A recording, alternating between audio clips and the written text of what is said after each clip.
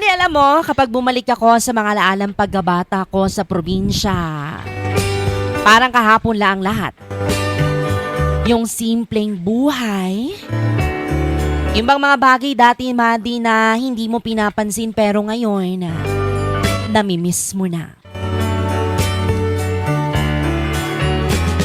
Madi, tuwing umaga, gigising ka sa tilaok ng manok at hindi sa alarm clock.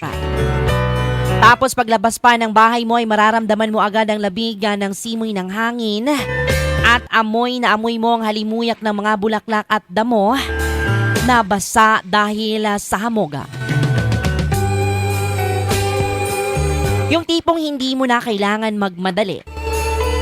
Dati, yung bang walang cellphone na hawak-hawakan, kundi pamalo lang ni nanay kapag late ka ng gumising.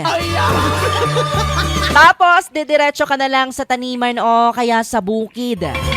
Hindi pong mag-harvest ka na lang ng prutas o gulay, mga kaibigan. Laging may mga alagang kambing o mga hayop, at iba't ibang hayop pa yan.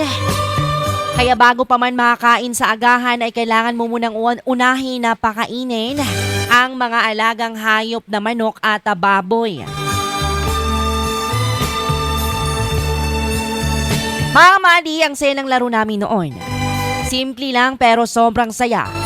Yung tipong naglalaro lang kami ng tago-taguan sa may damuhan o di kaya gagawa kami ng mga baril-barilan gamit ang mga sanga at puno ng dahon. Di na kailangan ng gadgets noon, mga kaibigan, kasi sapat na ang kalikasan para mag-enjoy ka. Pagdating mo ng hapon, mag-uuwian ng mga tao galing sa bukid at ang mga kapitbahay, Madi, na halos magkakasabay na kaming maghapunan at sabay nang magkwentuhan hanggang sa aabutin ng dilim. Yung tipong kahit simpleng buhay lang sa probinsya, dama mo ang saya at katahimikan. Ngayon, habang abala tayo sa mga bilis na buhay sa syudad, minsan, gusto ko na lang bumalik sa panahong niyon. Doon dahil simpleng buhay kung saan walang masyadong iniintindi, kundi kung paano ka lang magiging masaya